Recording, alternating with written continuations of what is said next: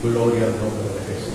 Abra su Biblia en el Evangelio de Juan, capítulo 5, verso 39, para la gloria de Dios. Queremos darle la bienvenida a todas las personas que se están conectando con nosotros y que son parte de esta escuela de enseñanza, de esta escuela de formación y de entrenamiento. Hoy estamos dando apertura a este tiempo de capacitación espiritual y ministerial. Evangelio de Juan, por favor, vamos a comenzar a trabajar inmediatamente. Capítulo 5, versículo 39. Vamos a colocar la lámina número 2 para que usted la tenga allí a la mano, por favor. Juan capítulo 5, versículo 39. Puede comenzar a trabajar con las láminas que ya hemos elaborado para los visuales, y los auditivos pues pueden oír tranquilamente. Dice la versión Reina Valera 60, palabras del Señor Jesucristo que salieron de su boca: escudriñad las Escrituras, porque a vosotros os parece que en ellas tenéis la vida eterna, y ellas son las que dan testimonio de mí. Por favor, vamos a repetir en voz alta este maravilloso texto de la palabra del Señor. Diga conmigo: Jesucristo dijo, escudriñad las Escrituras, porque a vosotros os parece que en ellas tenéis la vida eterna, y ellas son las que dan testimonio de mí. Note por favor que aquí hemos colocado dos versiones más.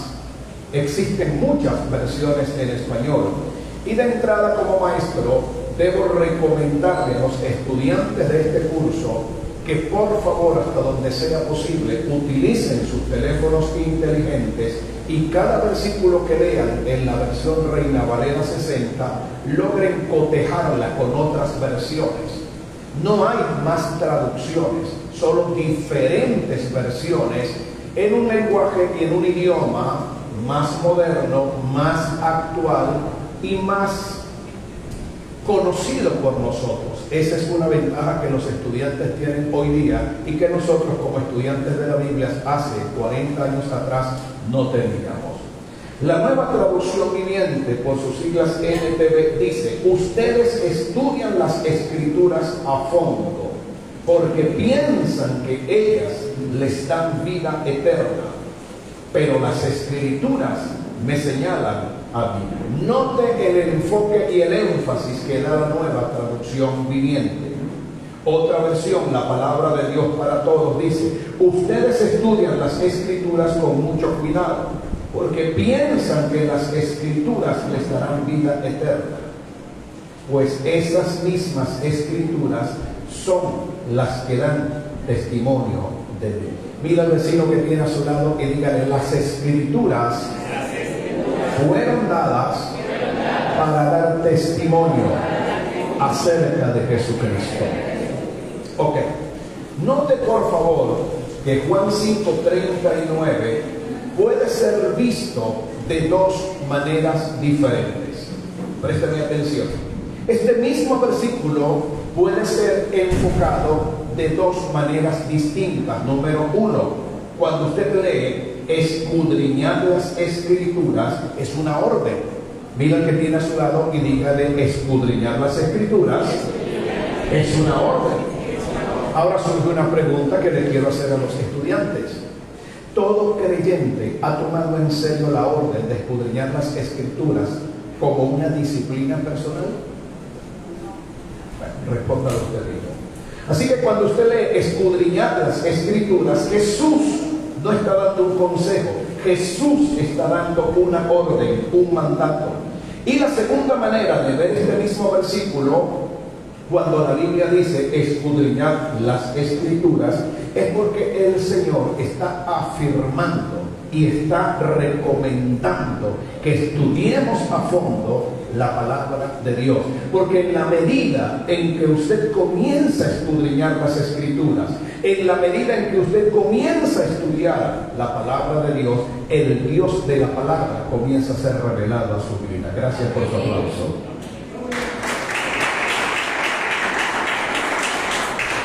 Ahora bien, ¿qué es lo primero que debería ocurrir en una persona que acepta a Cristo como Señor y Salvador.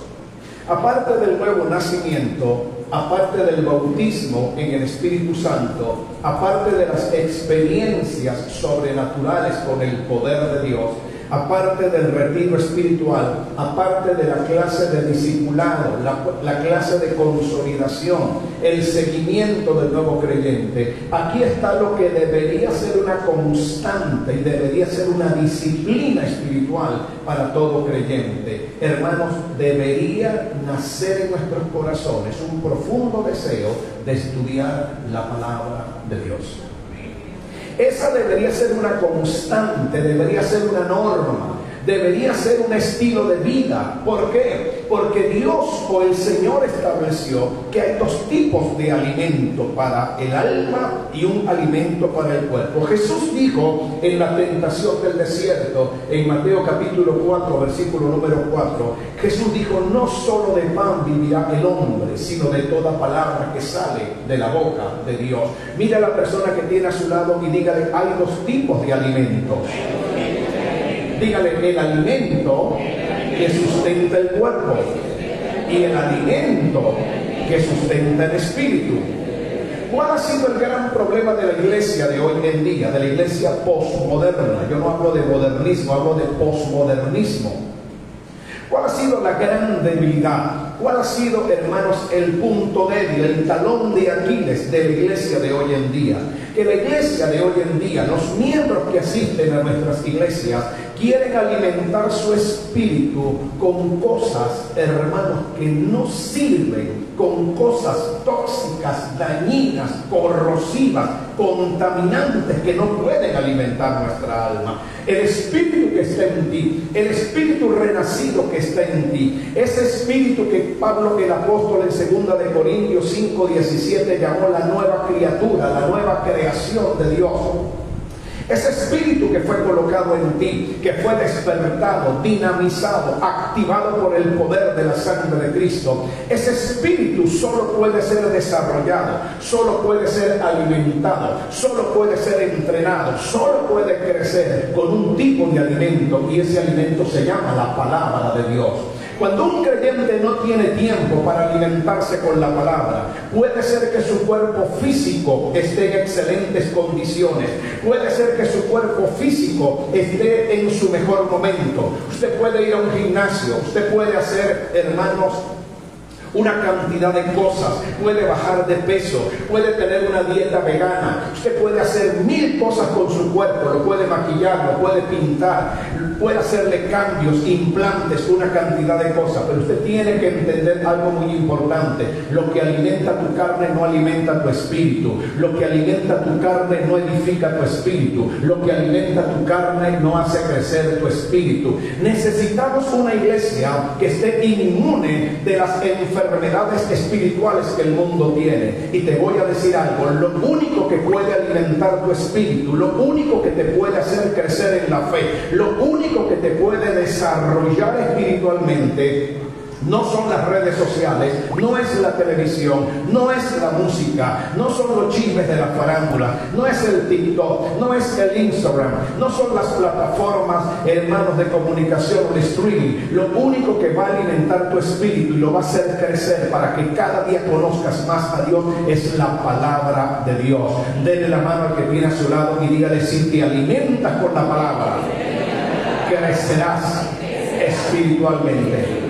Una pregunta que mucha gente me hace donde quiera que voy es la siguiente: pastor, ¿cómo hago para aumentar mi fe? Pastor, quiero tener una gran fe, quiero desarrollarme en la vida de fe, quiero desarrollarme en el ámbito de la fe. ¿Y sabe qué dice la palabra de Dios? No, pastor, dígame qué dice. Romanos 10:17 dice: así que la fe es por el oír, y el oír por la palabra de Dios. ¿Qué significa eso? Que en la medida en que tú lees la palabra, en la medida en que tú estudias la palabra, en la medida en que te alimentas con la palabra, tienes una iglesia a la que asistes fielmente, tienes un pastor, tienes una pastora, tienes un mentor, tienes un maestro, tienes un apóstol, tienes a alguien que te alimenta con esa palabra. En la medida en que tú prosigues en ser alimentado, ser enseñado, tu fe comienza a crecer, porque no son las emociones los que te ayudarán a crecer en la fe, es el conocimiento de la palabra. Por eso para Pablo hay una relación estrecha entre la palabra que tú oyes y la fe que como resultado comienza a crecer. Llénate del conocimiento de la verdad de la palabra y tu fe va a comenzar a crecer a partir del día de hoy. Que alguien diga gloria a Dios. Ahora bien, siendo la Biblia una materia obligatoria para todo cristiano, surge una pregunta: ¿por qué tanto desgano de estudiar la Biblia? Si usted está cursando una profesión como contador público, le hago una pregunta: leyendo revistas de vanidades, Buen Hogar o Cosmopolitan, ¿usted se va a convertir en un buen contador o en una buena contadora? No, para su profesión y para su especialización hay material, hay libros, hay, hermanos, material didáctico que lo va a ayudar a que usted descubra todas las técnicas para poder llevar la contabilidad de una empresa, hacer un presupuesto, manejar un libro de contabilidad, determinar los ingresos y egresos para que usted no termine en saldo rojo. Si usted quisiera ser un buen contador y se pone a leer mecánica popular, o se pone a leer libros acerca de repostería, o se pone a hacer un curso para tejer una cantidad de cosas, yo creo que difícilmente va a llegar a ser un buen contador público. Mira que está solo la liga de ajá. Pero si usted quisiera ser un experto en ingeniería de petróleo y se dedicara a hacer cursos de cocina, y se dedicara a estudiar electrónica, y se dedicara a estudiar jardinería, le hago una pregunta, hermano: ¿llegaría a convertirse en un experto en el tema petrolero? Listo, ya entendió. Si usted quiere convertirse en un experto en las cosas de Dios, si usted quiere realmente tener experiencias profundas con Dios, y si usted desea que Dios lo use con poder, que su hogar mejore, que su vida mejore, que su familia mejore, que sus finanzas mejoren, el único libro de consulta para la iglesia no es el sermón del pastor. El único libro de consulta para la iglesia no es el libro de San Coro para interpretar sueños. El único libro de consulta para la iglesia no son los libros de Connie Méndez acerca de la metafísica. El único libro de consulta para que la iglesia pueda desarrollarse no es el método Silva. El único libro de consulta para que usted conozca a Dios, entienda el plan de salvación, entienda el ministerio y el llamado que usted tiene, el propósito que Dios tiene para usted, es la palabra de Dios. Aplauda fuerte al Rey si puede. Vamos a mirar esta siguiente lámina. En esta siguiente lámina que vamos a colocar ahora, por favor, quiero que miremos algo. Esto lo tomé textualmente de uno de los más grandes escritores que a mi juicio y a mi criterio Dios ha levantado en esta generación. Exactamente ahí, gracias. El reconocido pastor Rick Warren dice en un libro: ¿por qué la mayoría de los cristianos no estudian la Biblia? Y Rick Warren llega a 3 conclusiones que textualmente se las coloco allí. Esto no me lo reveló Dios a mí y lo copié textualmente. Número 1, Rick Warren dice en su libro: la primera razón por la cual la iglesia no ama el estudio de la Biblia es porque no sabe cómo leer la Biblia. Mire a alguien y dígale: ajá. ¿Cuántas veces usted ha tratado de leer la Biblia y lamentable y tristemente abandona el proyecto? Es que no entiendo esta palabra. Es que no sé de qué habla el autor. Yo no entiendo, dijo en una oportunidad un hermanito, por qué en la Biblia un solo hijo tenía tantos padres. Hijo de fulano, hijo de sultano, hijo de este, hijo de aquel. Pero ¿cómo va a tener 6 papás? ¿Cómo es eso? Yo estoy plenamente de acuerdo con Rick Warren. La mayoría de las personas que están en este salón de clase y los que nos están mirando por televisión y por YouTube, hermanos, lamentable y tristemente abandonan el proyecto de leer la Biblia porque no saben cómo hacerlo. Bueno, comience por el Evangelio de Marcos, que es el más tonto. Terminan el Evangelio de Marcos y después se preguntan: ¿qué voy a hacer? ¿Ahora qué libro voy a leer? Y no solamente Hay un desgano por leer la Biblia. Hay un desgano por estudiar la Biblia, porque leer es una cosa y estudiar es otra diferente. Rick Warren sigue diciendo, la segunda razón por la cual la iglesia no ama la lectura de la palabra es porque las personas no estudian la Biblia, es decir, no se sienten motivados en estudiar la Biblia. Esto se debe a que no han experimentado el gozo que surge de un descubrimiento personal de las verdades contenidas en la palabra de Dios. La gran mayoría de las personas que hacen de la lectura y del estudio de la Biblia un hábito y una disciplina personal, somos personas que hemos descubierto secretos, códigos, claves y verdades en la Biblia que han cambiado nuestras vidas. Y te voy a soltar algo en el nombre de Jesús de entrada en esta primera clase. Quien descubre una primera verdad, inmediatamente se activa en él hambre, sed y deseo por buscar más verdades. No es suficiente con que usted sepa que la Biblia dice en Filipenses 4:19, Dios suplirá todo lo que haga falta conforme a sus riquezas y gloria en Cristo Jesús. Eso todo el mundo se lo sabe de memoria, pero la mayoría no ha descubierto lo que eso significa. Y lo que es peor, la mayoría no ha experimentado ese nivel de prosperidad. Mira que tiene a su lado y dígale, ¡wow! Ok. Lo tercero que dice el pastor Rick Warren es lo siguiente. Las personas no estudian la Biblia por una simple razón, son perezosas. Espero que no se sienta ofendido, ni usted acá, ni usted que nos mira por televisión.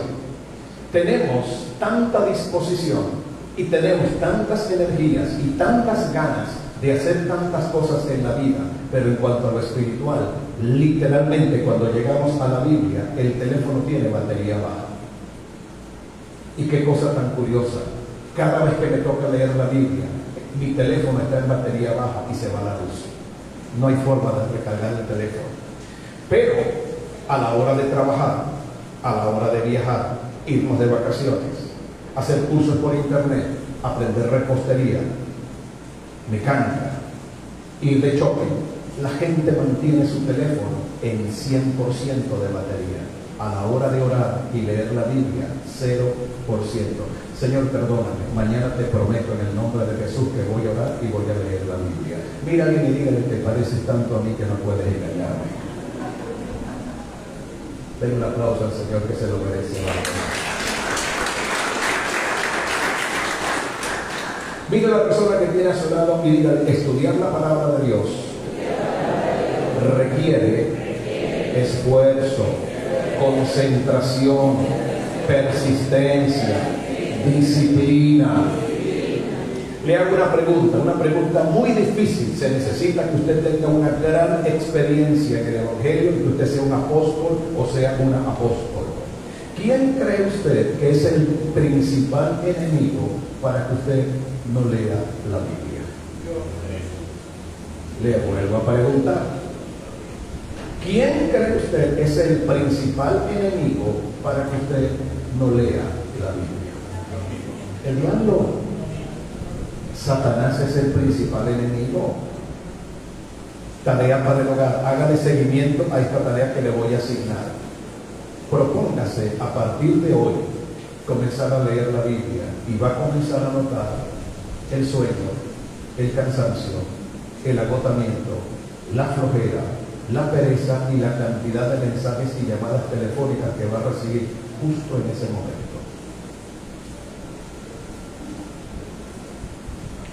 Te va a comenzar a llamar gente que tenía 50 años que no te llamaba. Te van a comenzar a llegar mensajes que tenías 100 años que no te llegaban. Los niños van a comenzar a pelear. El marido va a comenzar a incomodarse. La electricidad se va a ir. Te va a comenzar a doler la cabeza. Vas a comenzar a sentir vértigos y mareos. Y en el momento en que comiences a leer el Salmo 91, en el 5º versículo, te dormiste y tiraste la Biblia al piso. Mire a alguien y dígale, yo sé que eso te pasa a ti.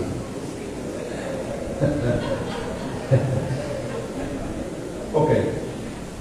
Quiero rápidamente mencionarles a un hombre que es para mí un ícono y un modelo y ejemplo de vida. Eso lo puede investigar usted particularmente. Se sabe que en el año 1800 y algo, Dios levantó a un hombre con una extraordinaria fe. Su nombre, George Mueller, o George Muller, con dos punticos arriba de la U. George Mueller fue un pastor que vivió en Bristol, Inglaterra. Préstale suma atención a lo que este hombre hizo. Este hombre vivió en el siglo XIX, usted y yo no habíamos nacido todavía, y murió en el año 1898. Pero una de las cosas que más llamó la atención de la vida de este pastor, George Mueller, es que leyó la Biblia 200 veces de tapa a tapa. Gracias por su rostro, gracias por sus ojos. Mire al que está a su lado y dígale, leyó la Biblia 200 veces. ¿Cuántas veces? Dígale a su vecino allí en voz baja, yo ni siquiera la he leído una sola vez.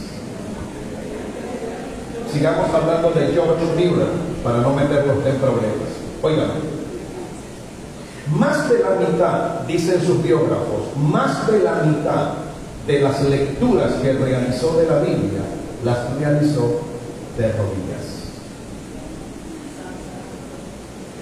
Mueller sentía una reverencia, un respeto tan solemne por la palabra de Dios que él consideraba que leer la Biblia de pie era una falta de respeto al Dios de la palabra. Yo sí quisiera ser así. Hoy nuestras Biblias están en casa, tiradas en cualquier lugar, rotas. Los niños juegan con ellas, sucias, manchadas, llenas de colores como si fuera el mapa de Venezuela. Algunas Biblias no tienen algunos libros, y cuando el esposo o la esposa, que son gente muy espiritual, preguntan ¿dónde está la Biblia? Nadie sabe, porque nunca la leen. Gracias a Dios ese no es su caso. Pero quería mencionar el caso de Mueller, porque realmente es impresionante lo que este hombre hizo durante toda su vida. Leer la Biblia de rodillas, cerraba la Biblia y comenzaba a orar, y de allí no se levantaba hasta que Dios no le hablara. Por algo dirigió un orfanatorio, por algo fue un hombre que ha sido un ícono y un modelo de fe hasta el día de hoy. Y en cualquier instituto bíblico o universidad teológica se habla acerca de este hombre, George Mueller. Anótelo, investigue por favor en el nombre de Jesús de Nazaret. Qué pena, como estoy grabando, solo respondo al final de la clase. Me perdonan, por favor. Ahora bien, hermanos, ¿cuántos creen que la Biblia es la palabra de Dios? Dos nada más. Los felicito. ¿Cuántos creen que la Biblia es la palabra de Dios? ¿Cuántos creen, hermanos, que en la Biblia está contenida la verdad de la palabra? Si es así, ahora usted va a tener un problema para responder la tercera pregunta. Si usted cree que la Biblia es la palabra de Dios, y si creemos que la Biblia es la verdad de la palabra, entonces una pregunta obvia: ¿por qué no la leemos? Usted me acaba de decir, amén, la Biblia es la palabra de Dios. Usted me acaba de confirmar, amén, la Biblia es la verdad de la palabra. Porque la Biblia se ha convertido en un libro extraño para nosotros. Y solo la abrimos cuando el domingo el pastor dice, abran sus Biblias. Hogares en crisis, hogares cristianos. Hijos en rebeldía, problemas económicos, cristianos afectados por neurosis, estrés, bipolaridad, depresión, insomnio. Creyentes que hoy están en el Señor y mañana ya no pueden seguir adelante. Con colecciones de Biblias en sus casas, todas abiertas en el Salmo 91. Entras a esa casa y lo primero que consigues es un tapete o alfombra. Jehová bendiga este hogar, Dios bendiga este hogar, en este hogar está Cristo.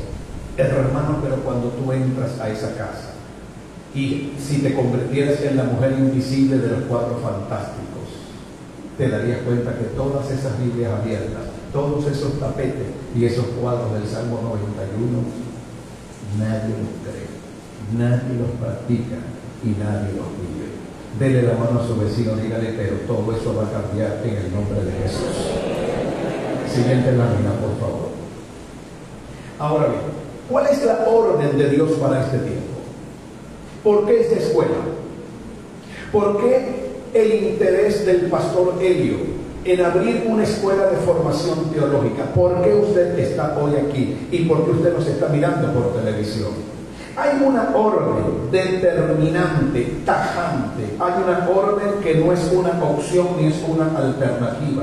Y la orden para este tiempo, para todo creyente, para todo cristiano, para todo esposo, para toda esposa, para todo joven, para todo pastor, para todo ministro, para todo hermana y hermana, está en 2 de Timoteo 2:15. ¿Qué le dijo Pablo a Timoteo cuando Pablo estaba prisionero en una cárcel en Roma y sabía que le quedaba poco tiempo de vida? 2 de Timoteo 2:15, Reina Valera 60, ahí está. Procura con diligencia presentarte a Dios aprobado, como obrero que no tiene de qué avergonzarse, que usa bien la palabra de verdad. Levante su manito, por favor, predique conmigo si es tan amable y diga en voz alta. La Biblia dice, procura con diligencia presentarte a Dios aprobado, como obrero que no tiene de qué avergonzarse, que usa bien la palabra de verdad. ¿Qué es lo primero que debemos hacer a la hora de interpretar un texto? Exacto, tenemos que apelar a una ciencia que se conoce como la exegética.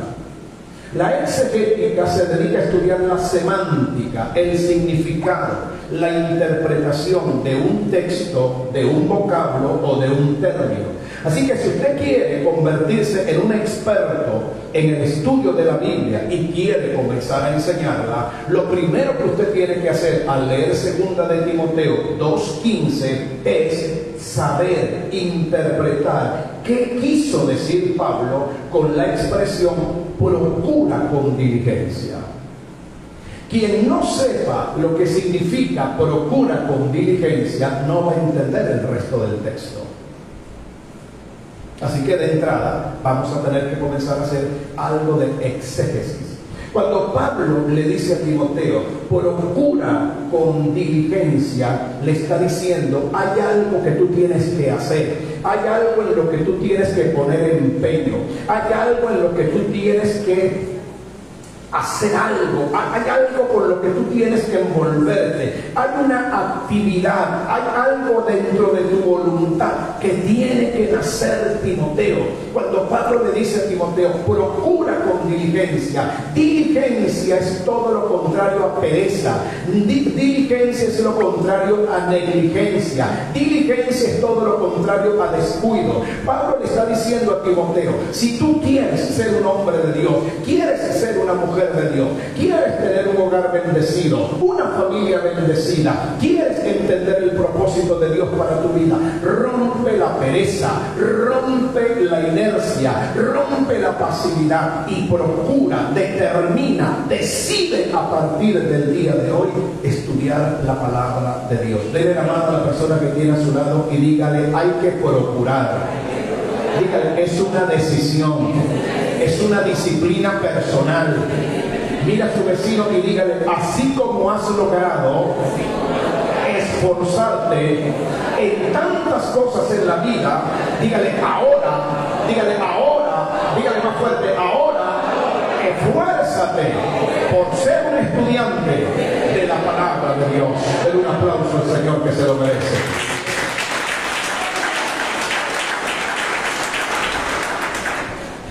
¿Cuál va a ser el resultado de ser una persona esforzada, una persona entregada, una persona dedicada al estudio de la palabra de Dios? Luego añade el apóstol Pablo, como obrero que no tiene de qué avergonzarse, que usa bien la palabra de verdad. Levante su mano derecha y diga conmigo: no es suficiente leer la Biblia. Lo más importante es usarla correctamente. ¿De qué sirve tener tanto conocimiento intelectual, racional, tanto conocimiento mental, si lo que sé nunca lo aplico? Ah, pastor, entonces eso me hace recordar, continúe, eso me hace recordar lo que dice el apóstol Santiago: no sean solamente oidores, olvidadizos. Ya comenzó a comerse varios versículos de la Biblia y varios términos. Recuerde que yo tengo, hermanos, una alarma en el oído. Cuando alguien cita un texto por la mitad o a medias, mi alarma se dispara. No sean solamente oidores olvidadizos, sino hacedores de la palabra de Dios.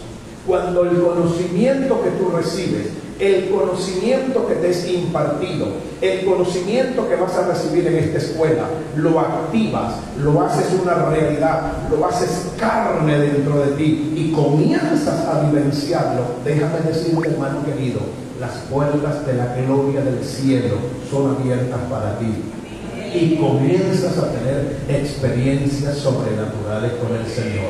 Amén. Gloria al nombre de Jesús para siempre. Ahora bien, vamos con la siguiente lámina, por favor, en el nombre de Jesús.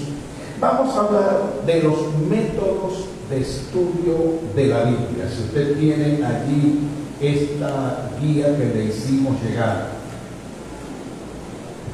vamos a hablar un poco acerca de los métodos de estudio de la Biblia. Necesitaba colocarle una plataforma, necesitaba colocarle una introducción. Ya con la introducción que tenemos, ahora sí vamos a comenzar a armar el resto del edificio. Pastor, ¿por qué usted me habla de métodos? ¿Es que acaso el Espíritu Santo no es suficiente? ¿Y es que acaso la sabiduría de Dios no es suficiente para que yo estudie la palabra de Dios? Quiero, por favor, que no me acuse, por favor, de religioso y tampoco me acuse de ser una persona muy metódica.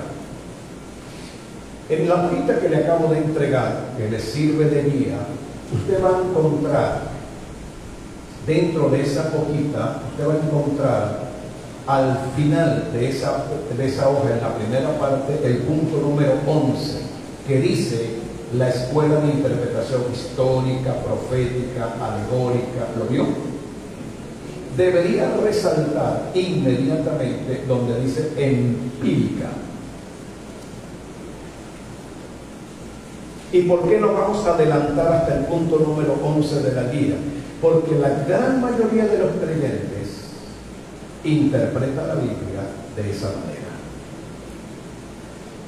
No necesito ningún método, no necesito asistir a ninguna escuela, no necesito ir a ninguna universidad teológica, no necesito a ningún maestro. La Biblia dice, y mira lo que dicen los empíricos, prepárate para lo que viene ahora. La mayoría de los empíricos, mira lo que dicen. La Biblia dice en Jeremías 33:3, clama a mí y yo te responderé y te enseñaré cosas grandes y ocultas que tú no conoces. Pero hay un problema. Los empíricos olvidan algo. Número uno, la mayoría no son gente de oración. Así que el clama a mí les queda muy grande. Y como consecuencia, como no son personas que oran, ni son personas que tienen un método de estudio, la pregunta es cómo Dios les va a hablar y les va a mostrar cosas grandes y ocultas que ellos no conocen. Pastor, no entiendo lo que me está diciendo. Se lo explico desde otro ángulo. Dios está dispuesto a hablarte y lo va a hacer en esta escuela y vas a aprender a escuchar la voz de Dios. porque la palabra de Dios se hizo para Dios hablar a tu corazón y a tu espíritu. Pero tú necesitas entender que si no tienes un tiempo, si no tienes un método de estudio, si no tienes una disciplina personal, si no apartas un tiempo del día, la tarde, la noche, la madrugada, y te dedicas a estudiar la palabra, así como estudiabas matemática, así como estudiaste estadística, así como estudiaste medicina, así como estudiaste estética, odontología, psicología, psiquiatría, así como estudiaste bioanálisis, si no apartas un tiempo y le dices a Dios, te voy a dar una ofrenda en este tiempo de 1 hora, de 2 horas, y me voy a dedicar a estudiar la palabra, voy a apagar el teléfono celular, no voy a permitir que nada ni nadie me interrumpa en este tiempo. Esto va a ser algo personal, esto va a ser una disciplina personal, un pacto, un trato, una alianza entre tú y yo, Señor. Y te voy a pedir que me ayudes, que me reveles, que me muestres la palabra, que me enseñes, Señor, la palabra. Yo te aseguro que de allí en adelante vas a comenzar a escuchar la voz de Dios con mucha más claridad, porque para oír la voz de Dios necesitas entrenamiento, y entrenamiento correcto. Gracias por tu aplauso. Ahora bien, ¿qué es un método? Un método, ahí está en pantalla, es una palabra que viene del griego, que significa camino o vía. Según el diccionario de la lengua española, esto no está en la Biblia ni es ninguna revelación, esto está en Wikipedia y está en cualquier diccionario de lengua española, un método es un modo, es una manera, es una forma de realizar algo, que siempre tiene algunos requisitos o características.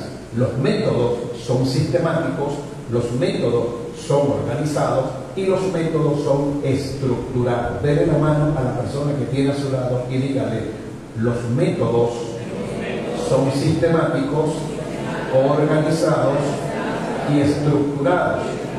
Ahora bien, usted me dirá a mí, pero si yo practico el método de interpretación empírico, a ver, un hermano comenzó a leer la Biblia, Padre, háblame por tu palabra y donde yo coloque el dedo, Señor, allí tú me vas a hablar.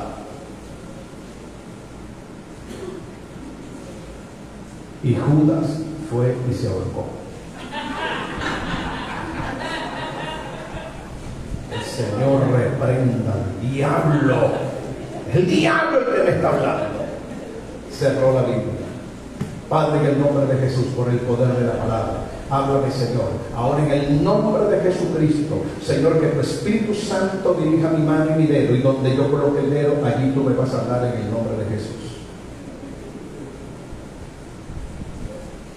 Ven tú y haz lo mismo. Todos versículos bíblicos. Satanás, te reprendo, echo fuera todo espíritu de confusión, todo espíritu de mentira, todo espíritu de engaño, todo espíritu manipulador, todo espíritu de Jezabel, todo espíritu de la carta, ahora mismo en el nombre de Jesús, por el poder de la palabra, por el poder de la fe, de mi número, por la sangre, por el Espíritu. Amén. Señor, háblame. En el nombre santo, siento tu presencia ahora mismo. Lo que vas a hacer, hazlo pronto.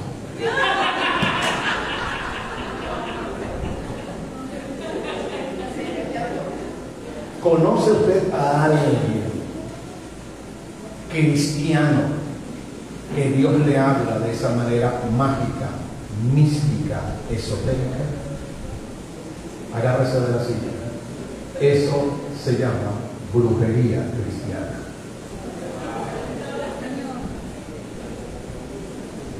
Hay un hermanito mirando allá a otro diciendo, ay Dios mío, toda la vida yo he hecho eso. ¿Cuántos levantan sus manos y dicen gloria a Dios? Díganle a su vecino, esta es una escuela para aprender. Ahora bien, debemos, por ser personas cristianas y espirituales, debemos desechar métodos de estudio. Piense antes de responder. Por ser personas llenas del Espíritu Santo, por ser personas carismáticas, por ser personas pentecostales, por ser personas que creemos en la habilitación y creemos en las experiencias con el Espíritu Santo, eso nos da suficiente pie para decir ningún método sirve y todos los métodos son del diablo.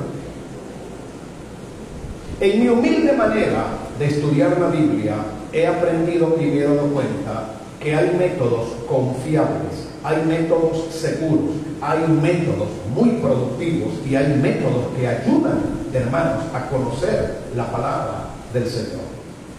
De hecho, en la Biblia aparecen varios. En las Escrituras aparecen varias formas y varias maneras. Cuando Jesús le dijo a los discípulos, escudriñad las Escrituras, voy a hacer ahora una exégesis de lo que es el verbo del griego al español significa. Usted se va a quedar sorprendido. Ahora miremos algo rápidamente en el nombre de Jesús. Cuando hablamos de un método, estamos hablando de un conjunto de técnicas que usted debe conocer. Aquí hay profesionales de diferentes áreas.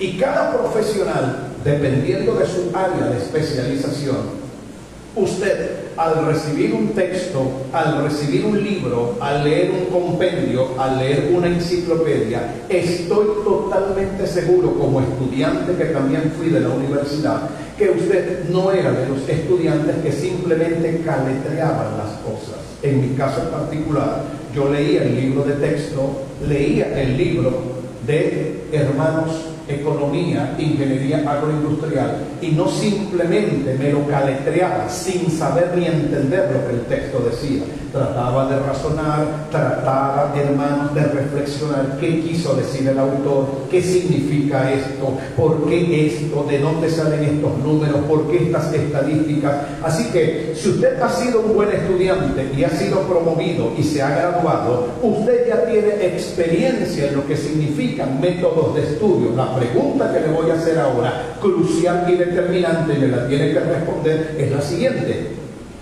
¿acaso es un pecado acercarse a la Biblia y tener un método confiable que me ayude a descubrir la verdad de Dios? Hay algo que usted debe saber y que debe entender.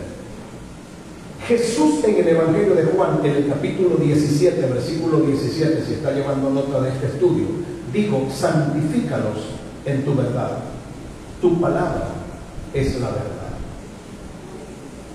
Juan 17, 17. Pero usted tiene que entender algo, mi querido hermano. En esta primera clase necesito que comprenda algo. Aunque Jesús vino a traer del cielo la verdad de Dios, no todo el mundo entendió lo que Jesús decía. No me está grabando. En una oportunidad dice la Biblia que Jesús comenzó a enseñarle por parábolas a la gente. Y luego, llamando a los discípulos aparte, les comenzó a explicar las parábolas. ¿Dónde está eso? Evangelio de Mateo, capítulo número 13. Todo el capítulo 13, si usted lo lee, yo lo conozco de memoria, aparecen 7 parábolas que hablan con respecto al reino de los cielos. El reino de los cielos es semejante a, el reino de los cielos es semejante a, el reino de los cielos es semejante a. Pero hay 2 de esas 7 parábolas que Jesús enseña y luego, llamando a los discípulos aparte, se las explica. Mira la pregunta de los discípulos: ¿por qué a la gente les hablas por parábolas? De manera alegórica, de manera simbólica, pero a nosotros nos hablas de manera tan franca y tan abierta. Y Jesús cita una palabra del profeta Isaías: porque hay gente que oye la palabra, pero el espíritu que tienen es tan incorrecto, y es un espíritu que está, hermanos, tan lamentablemente desalineado, que aunque oyen la palabra, no la entienden y no la comprenden. Y eso está ocurriendo con mucha gente que va a las iglesias. Por eso la mayoría de la gente no permanece en la fe. ¿Cómo tú puedes tener fe en algo que tú no entiendes? Por fe, pastor. Sí, yo lo entiendo, perfecto. Yo entiendo lo que tú me estás diciendo. No te preocupes, yo soy un teólogo. Pero aparte de la fe, tú necesitas conocimiento, revelación, entendimiento. Yo no estoy en una iglesia porque le tengo miedo al infierno. y no soy pastor porque le tengo miedo a Dios de que me castigue. Yo estoy en el reino de Dios y sirviéndole a Dios porque he descubierto que lo mejor que me pasó en la vida fue conocer a Cristo y servir a Cristo. Gracias por todo. Mira el que tiene a su lado y dígale, hay métodos confiables. Dígale, pero eso no significa, mírale y dígale, pero eso no significa que somos esclavos de los métodos. Amén, eso sí me gustó, pastor. Ahora sí, el balance tiene equilibrio. Hay métodos confiables para entender la palabra, hay métodos confiables para estudiar la palabra, pero no somos esclavos de los métodos. Hay momentos en que el Espíritu Santo va a venir a ti y te va a comenzar a hablar y te va a comenzar a ministrar y te va a comenzar a enseñar y te va a comenzar a revelar la palabra de Dios. Pero necesito que escribas en algún lugar visible de tu cuaderno o de tu libreta de notas, que escribas lo siguiente: Dios nunca te va a hablar y te va a revelar una verdad que no está en la Biblia. Gracias por escribir eso. Si lo escribiste, estás escribiendo la información más valiosa de todas. Dios nunca te va a hablar ni te va a revelar una verdad que no esté en su palabra. Así que ten mucho cuidado cuando comiences a tener revelaciones, visiones, sueños. Escuché una voz, es que yo sentí. Si eso no está respaldado por la palabra y si eso no está dentro de la Escritura, eso es del diablo, eso es de tu carne y es un invento. Ten cuidado. Ni un solo amén. Ok, vamos rápidamente a avanzar a la siguiente lámina en el nombre de Jesús. ¿Por qué necesitamos un método confiable al momento de estudiar la palabra de Dios?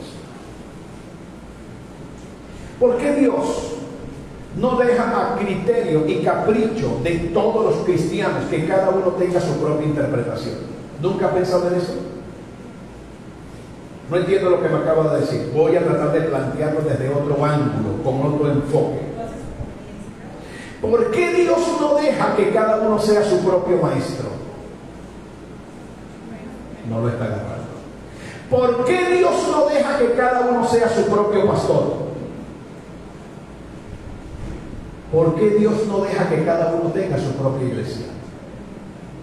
Nunca había pensado en eso, pastor, ¿verdad? Jamás en la vida había pensado en eso. Pastor, pero dígame algo, ¿puedo yo llegar a ser mi propio maestro? Pudiera ocurrir que después de muchos años de experiencia, formación, enseñanza, entrenamiento, usted se pueda convertir en un maestro. Pero solamente quiero que la iglesia y las personas que me están viendo por televisión respondan a esta pregunta.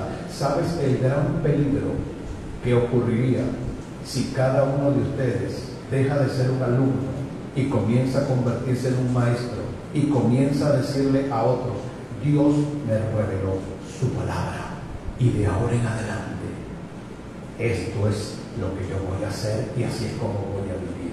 Mira el que tiene a su lado y dígale: ¡wow! ¿Por qué creen ustedes que necesitamos apóstoles en la iglesia? Respondan. ¿Por qué creen ustedes que necesitamos profetas en la iglesia? ¿Por qué creen que necesitamos evangelistas dentro de la iglesia? ¿Por qué creen que necesitamos pastores? ¿Por qué creen que necesitamos maestros? ¿Por qué creen ustedes que necesitamos un mentor, un tutor, alguien que nos diga cómo hacer las cosas? Porque si Dios dejara a criterio y capricho de cada creyente la libertad, la discrecionalidad para que cada quien interprete la Biblia como mejor le parezca, no tendríamos un problema. Tendríamos millones de problemas en la iglesia de Jesucristo. Jesús, cuando enseñaba y los discípulos no entendían algo, espero que alguien reciba esta palabra, los discípulos no se iban a consultar por la internet, le preguntaban a Jesús: Maestro, ¿por qué dijiste tal cosa? Maestro, ¿qué significa esta parábola?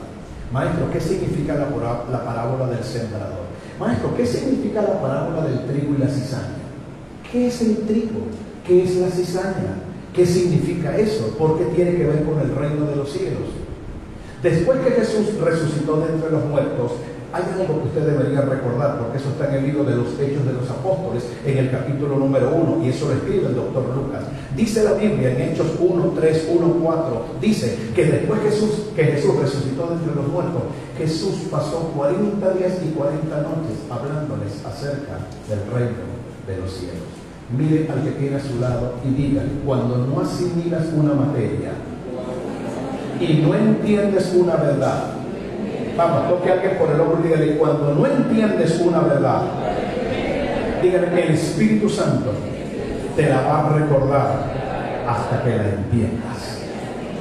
Ay, pastor, ahora sí comprendo, Dios mío, por qué en mi iglesia el pastor habla tanto de esto. Ahora sí comprendo por qué en la iglesia el pastor habla tanto de la santidad. Ahora sí entiendo por qué en la iglesia el pastor habla tanto de la obediencia. Ahora sí entiendo por qué en la iglesia el pastor habla tanto de finanzas. Porque cuando tú no asimilas una verdad, no estás calificado para asimilar lo que viene después.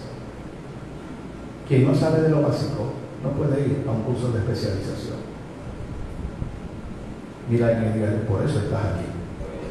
Denle un aplauso al Espíritu Santo.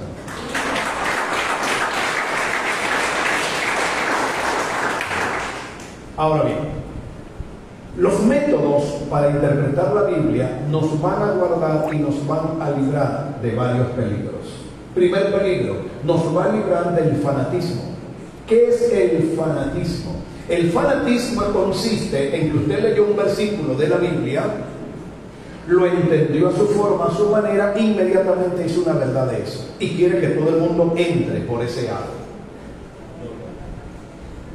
Dentro del fanatismo vamos a encontrar lastimosamente muchas doctrinas y enseñanzas que no tienen ningún asidero bíblico, y lo peor de todo, son simplemente malas interpretaciones. ¿Me puede hablar por lo menos de una sola? El tema de la vestimenta de la mujer. No, el Señor reprenda al diablo, ninguna mujer debe ponerse pantalones. Entonces surgen varias preguntas que uno le hace al texto. ¿Y dónde está eso? En Deuteronomio capítulo 22, versículo 5, no sé si Lupe puede salir y entrar rápidamente con la Biblia digital. En Deuteronomio capítulo 22 y versículo número 5 hay un texto que se ha utilizado durante siglos enteros. No vestirá la mujer traje de hombre, ni el hombre vestirá ropa de mujer, porque abominaciones a Jehová tu Dios cualquiera que esto hace. Ahora hay un problema. Primer problema: en los tiempos en que ese versículo se escribió y Dios le dio esa orden a Moisés y Moisés se la dio al pueblo de Israel, las mujeres no utilizaban pantalones porque no existían. ¿Cómo sabe un predicador y cómo sabe un pastor que está haciendo referencia a los pantalones y a las faldas, si en esa época esa moda no existía? Entonces alguien lee ese versículo y alguien lo interpreta de manera criolla, de manera actualizada en el siglo XXI, sin remontarse al contexto histórico en el que se escribió.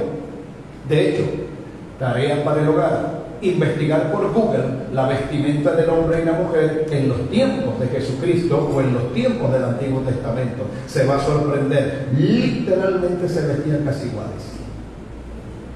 La diferencia eran 2 o 3 piezas que usaban los hombres, que eran un poquito más ceñidas y que eran distintas a las de las mujeres, pero hombres y mujeres utilizaban casi la misma ropa. Prepárese para lo que viene ahora, porque se va a caer con silla y todo. En la Biblia hasta los hombres usaban velo. Así que si usted va a una iglesia y le dicen: toda mujer aquí se tiene que cubrir el cabello, que el Señor reprenda al diablo, y todas tienen que usar velo, los hombres también tienen que usarlos. Moisés usaba un velo, los fariseos usaban un velo.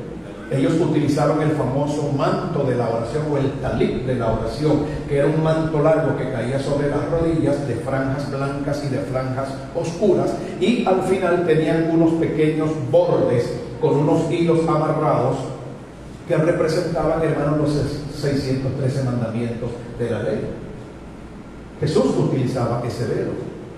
Así que no se trata de que las mujeres tienen que cubrirse el cabello, los hombres también se lo tienen que cubrir. Así que llegamos a un punto donde observe, por favor, solamente con estos ejemplos tan simples, lo que significa cuando cada congregación, cada cristiano, cada pastor hace su propia interpretación y establece sobre esa interpretación sus propias doctrinas. Resultado, mire todo el descontrol, mire toda, hermanos, todo lo que está ocurriendo hoy en día, y mire cómo hay iglesias que están enfrentadas las unas con las otras, no por temas de la verdad de la palabra, sino por temas de malas interpretaciones. Esta escuela no viene a condenar ni a criticar ninguna iglesia, ni viene a condenar ni vengo a criticar ninguna posición, pero sí necesito que usted, a la luz de un método confiable, estudie, analice y usted saque sus propias conclusiones. Gracias por su aplauso.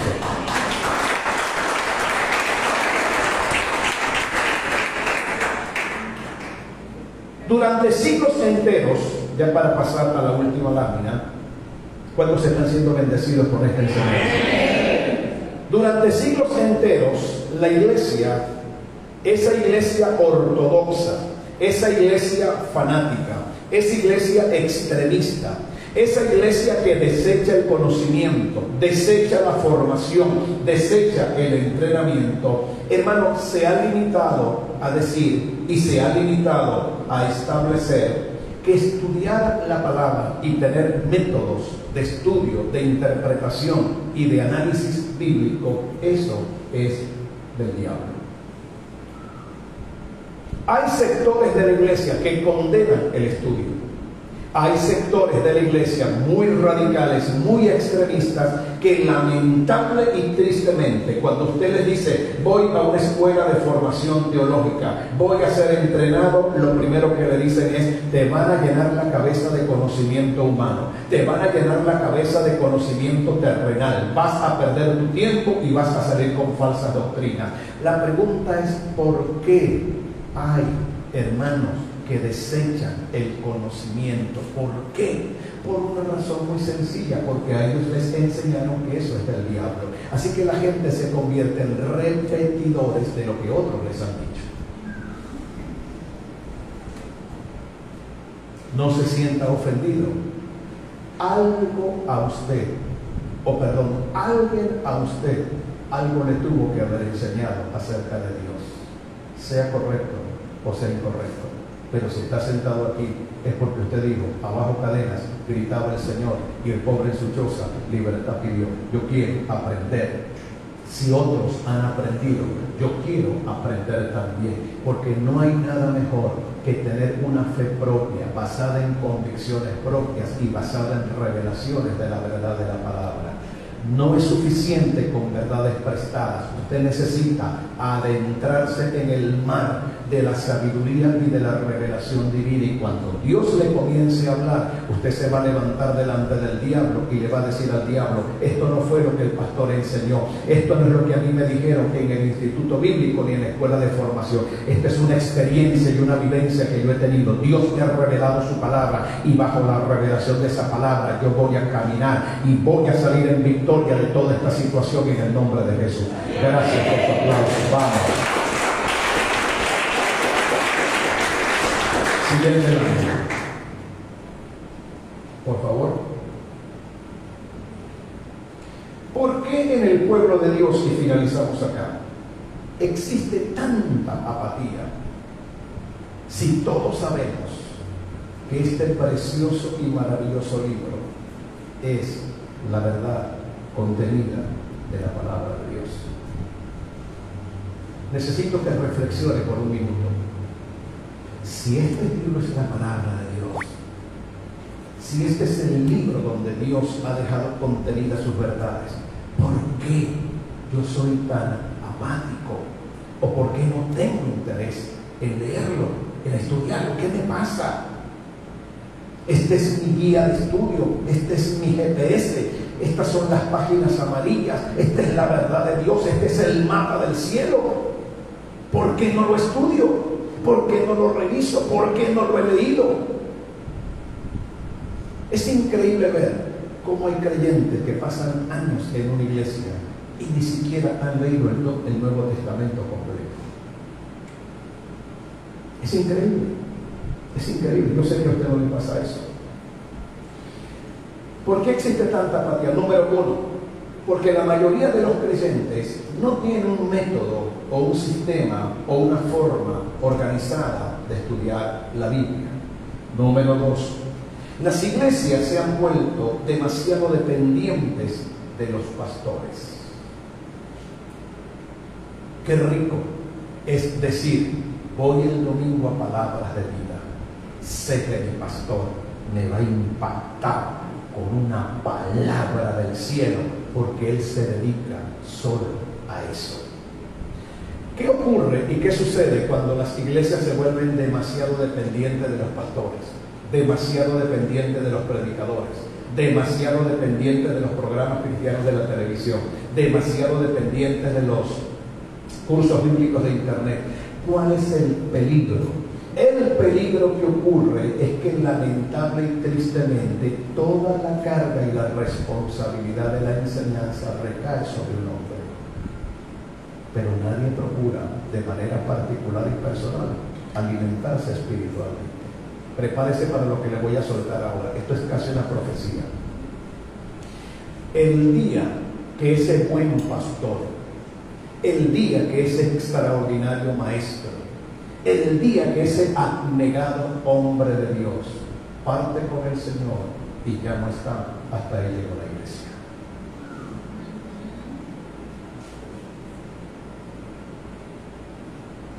Pastor, creo que eso usted me lo está diciendo a mí, no sé a quién. Ame a sus pastores, respete a sus pastores, ore por sus pastores, bendiga a sus pastores, valore el gran trabajo que ellos están haciendo, pero por amor de Dios, que su vida espiritual no dependa del sermón dominical. Vaya, al igual que su pastor lo hace, a la presencia del Espíritu Santo. Vaya a la escuela del Espíritu Santo. Vaya al lugar de la oración. Vaya al rincón de la oración y con una Biblia, un cuaderno, un lápiz en la mano o un teléfono celular en la mano, lo que Dios le comience a hablar y a mostrar, escríbalo. Yo comencé a ser predicador, fue así, hace 43 años. Y apenas tenía 19 años de edad. Y recién convertido en una iglesia, igual que usted, yo comencé a predicar el Evangelio sin que nadie me mandara. Mire a alguien y dígale, ¡wow! Es una bendición tener personas que nos enseñen la palabra, pero depender solo de ellas es un peligro. Muy peligroso, nunca lo haga. Se lo estoy diciendo yo que soy pastor. En tercer lugar, hay mucha apatía por estudiar la palabra de Dios, por el conformismo de muchos cristianos. Esto significa, nos conformamos y nos quedamos con lo poco que sabemos o con lo poco que hemos oído. Asumimos que con lo poco que sabemos no hace falta saber más. Yo he leído un solo texto de la Biblia cientos de veces. Lo he predicado, lo he enseñado, lo he revisado. He visto diferentes versiones, he ido a los idiomas originales. 20 años después, lo vuelvo a leer, lo vuelvo a estudiar y aparece algo nuevo. Mira que está a su lado y dígale, la Biblia es una fuente inagotable de sabiduría. Hay cosas que yo descubrí hace 40 años atrás. 40 años después hay cosas nuevas que yo no sabía hace 40 años atrás. Pensemos por un momento en un supuesto negado, que yo me conformo con lo que me enseñaron hace 40 años atrás y con eso que me enseñaron yo me quedo hasta el día de hoy. Y por favor, necesito que usted vaya más allá. Usted viene a esta congregación, usted viene a esta escuela y 10 años después usted vuelve a hacer un curso bíblico donde yo le vuelvo a repetir exactamente lo mismo que le dije hace 10 años atrás. Usted cada domingo oye el mismo sermón que yo prediqué hace 20 años atrás. Mi pregunta es la siguiente y vamos a ver cuántos son honestos y sinceros delante de Dios. ¿Cuántos se quedarían en una iglesia donde solamente les enseñan las mismas cosas exactamente iguales todo el tiempo? ¿Se da cuenta? El primer traidor sería usted. No, perdón. El primer inconforme sería usted. Yo necesito crecer en el conocimiento, lo dice la palabra del Señor. Hermanos, que tenemos que crecer en la gracia y en el conocimiento de nuestro Señor Jesucristo. Mañana usted no puede, hermano, estar repitiendo simplemente lo que aprendió hoy. Usted tiene que demostrar que ha madurado, que ha crecido en la fe, que es otra persona, que es un mejor esposo, que es un mejor cristiano, que es un mejor líder. Porque mañana usted va a estar aquí donde yo estoy sentado. Mañana usted va a ser pastor. Nadie está diciendo amén. Mañana usted va a ser un líder. Mañana usted va a ser un maestro. Mañana, mi querida hermana, vas a estar dictando cátedra, dando cursos bíblicos, escribiendo artículos para la internet, publicando y descargando archivos en Facebook. Y qué maravilloso es que quienes te conocieron 10 años atrás, 20 años atrás, te vean 20 años después, 10 años después, y vean en ti un manantial de sabiduría, vean en ti gracia, vean en ti conocimiento, vean en ti revelación. Que tu propio marido, cuando te escucha hablar, te oiga hablar de revelaciones tremendas de la palabra, te oiga hablar de declaraciones de fe. Que cuando tu marido te escuche orar con autoridad, como una guerrera de Dios, haciendo declaraciones, profetizando la palabra, echando fuera demonios. A eso nos llamó el Señor. Por eso nuestro crecimiento no se puede detener. El aplauso se oiga fuerte, vamos.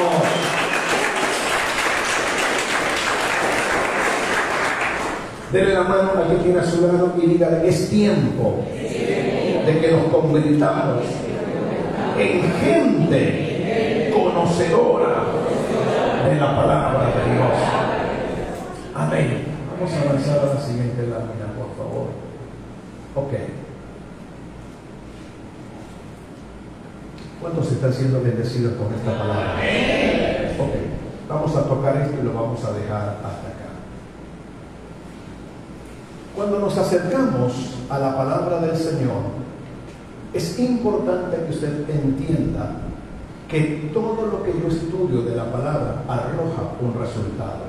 Mira que tiene a su lado y dígale: todo lo que yo estudio, todo lo que tú estudias de la palabra de Dios arroja resultados. Hay 3 tipos de resultados que arroja el estudio de la palabra de Dios. Número 1, verdades bíblicas.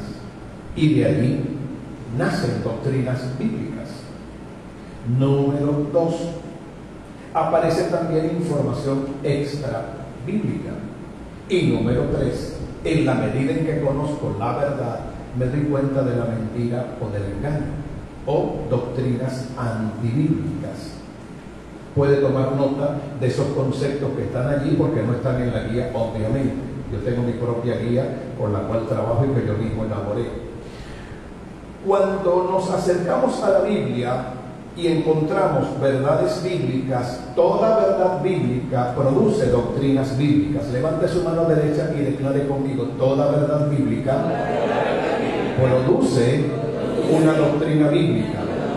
Así que le quiero hacer una pregunta, si usted miró la relación de los conceptos que le estoy dando. Toda doctrina bíblica, ¿de dónde debería venir?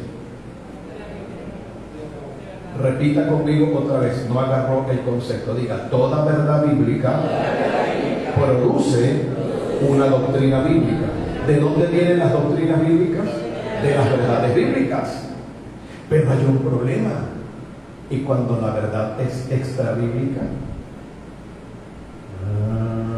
¿Y cómo yo sé eso? Se lo voy a explicar. ¿Y cuando es antibíblica? Ahora bien, ¿qué es una doctrina bíblica? Como su nombre lo indica, es aquella que se basa única y exclusivamente en lo que enseña la palabra de Dios. Pastor, pero hay un problema. ¿Cuál es el problema? Que hoy en día hay demasiadas iglesias, todas usan la Biblia y todas dicen que tienen la verdad. La iglesia de Jesucristo de los santos de los últimos días, ellos dicen que tienen la verdad. ¿Y qué es eso, pastor? ¿Nunca he escuchado acerca de ellos?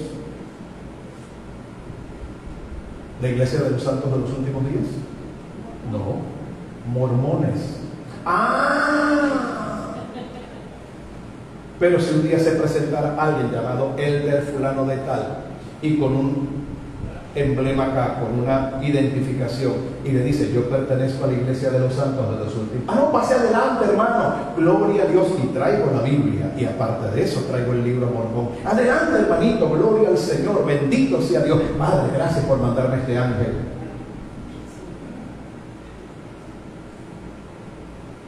La iglesia no sabe discernir entre la mentira y la verdad. No todos. No se sienta aludido ni se sienta ofendido. Cuando aparece alguien diciéndole: yo leo la Biblia, ¿usted qué hace? Gloria a Dios. Y quizás le puedan hablar de algo que a usted le suene agradable. Pero cuando la conversación se extiende, usted se da cuenta de que hay puntos donde hay algunos inconvenientes y donde las cosas no están muy bien alineadas. Si alguien se le acerca y le dice a usted: yo pertenezco a los ruselistas, ¿usted qué le diría? Ni idea. ¿Quiénes son los ruselistas? Los testigos de Jehová. Porque el líder fundador de la secta de los testigos de Jehová fue un hombre llamado Russell.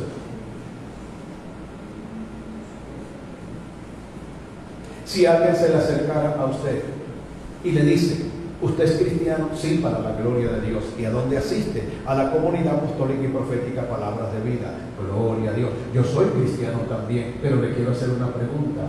¿Usted guarda el sábado? ¿Qué es eso? ¿Usted no guarda el sábado? ¿Qué día se congrega usted? Los domingos. El Señor reprenda al diablo. El domingo es la marca de la bestia. Y todo el que guarda el sábado tiene el 666 en su mano derecha o en su frente. ¿Cómo va a ser? Yo tengo 40 años con el pastor Elio Franco y yo no sabía que estaba marcado por la bestia. Hermano, espéreme que yo me voy con usted a guardar el sábado para su iglesia. Ríase mientras se ríe. Piense. ¿Conoce la iglesia eso? Porque la iglesia de lo único que está preocupada es por hacer dinero y por sobrevivir y tratar de ver cómo hacen con $30 llegar a fitness. Mientras que estamos ocupados en cosas simples, el conocimiento de la palabra escasea. Por eso es tan fácil engañar a un cristiano.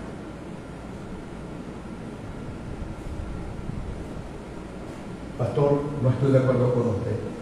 El propio Señor Jesucristo lo dijo: vendrán muchos en mi nombre diciendo: yo soy el Cristo, y engañarán incluso a los escogidos. Usted no tiene idea de la cantidad de gente que comenzó bien, comenzaron en la verdad y hoy están engañados por el diablo y engañados por falsas doctrinas. Quizás una de las sectas que más daño le ha hecho a la iglesia se conoce con el nombre de Creciendo en Gracia, la Supergracia o Salvo Siempre Salvo. En la ciudad hay una iglesia de esas. Ellos utilizan como eslogan y como emblema el 666. Para ellos no es la marca de la bestia, para ellos es una revelación de Dios. Porque ellos dicen: el 666 es una expresión que se escribe con 3 S. 666. Y S o 666, Apocalipsis capítulo 13, significa salvo, siempre es salvo. Y el apóstol no tiene esa revelación. Claro, porque él es un religioso, pero nosotros la tenemos. Venga con nosotros, hermano, y le vamos a explicar muchas otras cosas. ¿Y qué es lo segundo que me van a explicar? Que no importa si usted peca, no importa si adultera, no importa si consume drogas. No importa si vive con 2 o 3 hombres, no importa si usted tiene 2 o 3 mujeres, no importa si se emborracha todos los fines de semana, usted nunca va a perder su salvación, porque Jesús no viene a buscar el cuerpo, viene a buscar el corazón. Y el que es salvo, definitivamente, viva como viva y haga lo que le dé la gana, siempre va a ser salvo. Ah, no, esta era la iglesia que yo quería. Mira que está solo y dígale, ¿cuántos están conmigo todavía?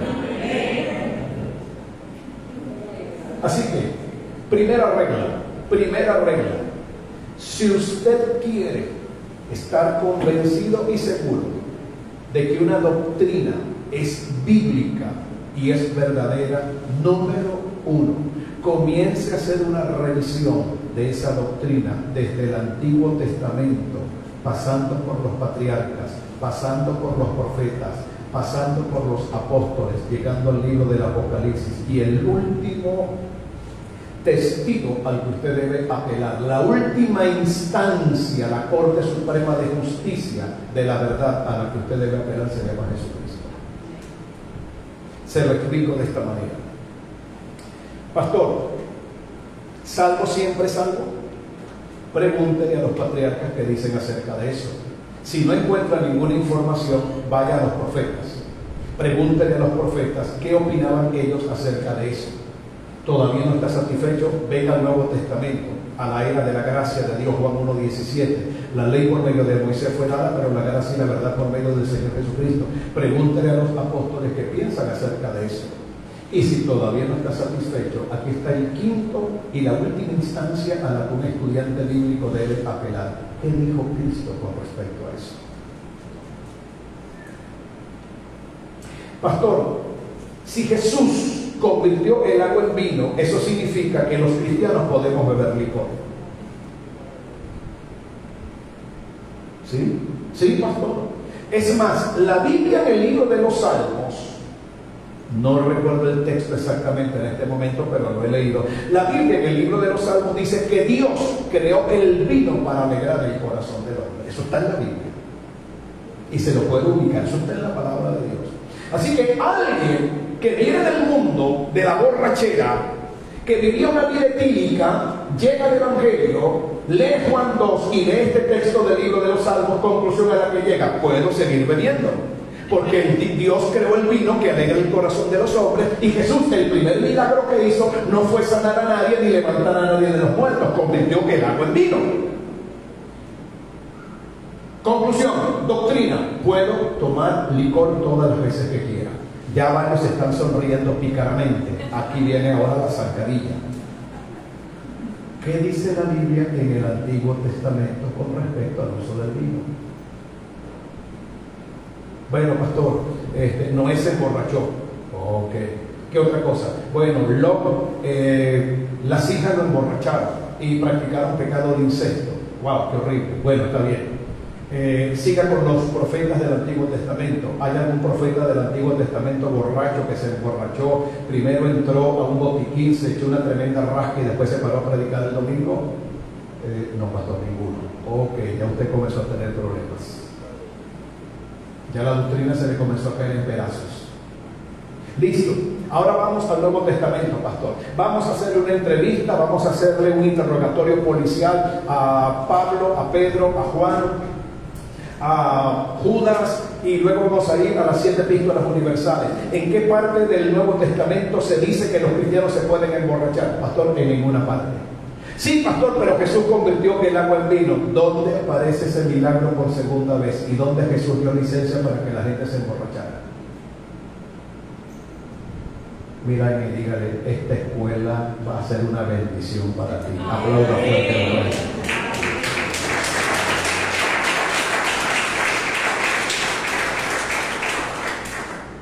Pastor, mire, yo tengo un noviazgo cristiano, mi novio es cristiano, mi prometido es cristiano, yo soy cristiana, los dos nos amamos, nos vamos a casar, tenemos fecha de matrimonio, pero le quiero hacer una pregunta. Pastor, ¿es permitido con velo o sin velo?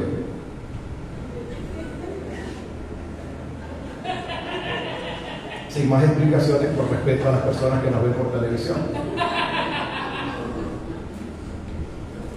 ¿Por qué, hermano? Bueno, porque es que mire, yo leí en internet, yo leí un manual de psicología, yo leí un manual de pareja, yo leí un reportaje que le hicieron a un artista por allá en las redes sociales, yo leí algo por acá de psiquiatría y bueno, pastor, yo leí que la mejor manera en que una pareja se puede complementar es que tengan algún nivel de relación y de intimidad antes de casarse para que se conozcan. Vamos a preguntarle a los profetas del Antiguo Testamento a ver qué piensan. ¿Hay algún profeta del Antiguo Testamento que enseña abiertamente la fornicación, el adulterio, la promiscuidad y el libertinaje sexual? Ya comenzó a tener problemas usted con su doctrina. Luego véngase al Nuevo Testamento y vamos a comenzar a preguntarle a Pablo, vamos a comenzar a preguntarle a Pedro y al resto de los apóstoles qué piensan ellos y qué escribieron. Y mire lo que escribió el apóstol Pablo en Hebreos 13:4, si Lupe lo puede poner rápidamente. Honroso sea en todos el matrimonio. Ahí debe estar a mis espaldas. Y el lecho, 13:4, rapidito por favor. Y el lecho sin mancilla, pero a los fornicarios y a los adúlteros, termina de leerlo usted. Cuando se trata de inmoralidad sexual, prepárese para lo que le voy a decir y termino la clase. Dios dice, este tema y estos casos no los juzga ningún tribunal, ni los juzga la iglesia. Estos casos no los juzga el pastor. Este tipo de situaciones de inmoralidad y de pecados ocultos no los juzgan los ancianos. Estos casos los juzgo yo personalmente.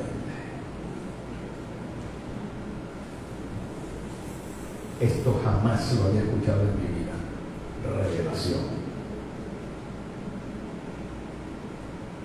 Así que si usted considera y piensa que en esta cultura permisiva, en esta cultura donde todo el mundo hace lo que le da la gana, no hay ningún problema, a fin de cuentas nos amamos, a fin de cuentas nos queremos y a fin de cuentas nos vamos a casar, ¿cuál es el problema? Mire lo que dice Dios. ¿Ok? Sigue viviendo una vida de playboy, sigue viviendo una vida desordenada, sigue pecando, no hay ningún problema, pero recuerda que tu caso ha pasado directamente al Tribunal Supremo de la Verdad del Cielo y estos casos no los juzgan los hombres, estos casos los juzgo soy yo. Y horrenda cosa es caer en manos del Dios vivo. La próxima semana vamos a continuar en el nombre de Jesús. Quiero dejarlo con algo de sabor, quiero dejarlo con algo de dulzor en la boca, para que usted regrese a su casa, repase sus notas en el nombre del Señor Jesucristo. Dele la mano a la persona que tiene a su lado y dígale, ha sido una noche maravillosa. ¿Cuántos han sido bendecidos con esta palabra? Amén. Vamos a orar. Y una vez que cierre la transmisión, puedo responder algunas preguntas que usted me pueda hacer. Tenemos 10 minutos para eso. Padre, en el nombre de Jesús, precioso y amado Señor, eterno y maravilloso Rey, Dios de toda gloria, Dios de toda gracia, Dios de toda sabiduría, Dios de todo conocimiento y revelación. Gracias por la palabra que nos has ministrado, por este tiempo de entrenamiento, Señor. Sabíamos en nuestro espíritu que no perderíamos el tiempo, que sería una noche de revelación, verdades serían descubiertas y tu precioso y maravilloso Espíritu Santo hablaría claramente a nuestros corazones, Señor. Padre, guarda ahora a los estudiantes en el nombre de Jesús, que esta palabra siga, Padre, latiendo en sus corazones. Despierta, Padre, en nosotros y en todas las personas que nos siguen por televisión, Padre, el hambre y la sed por conocer tu palabra, Señor, y danos en esta noche un descanso dulce y bendecido, y la próxima semana tráenos, Señor, de vuelta para seguir recibiendo el maná del cielo y el pan de los nobles. En Cristo Jesús, amén y amén. Aplauda fuerte al Rey de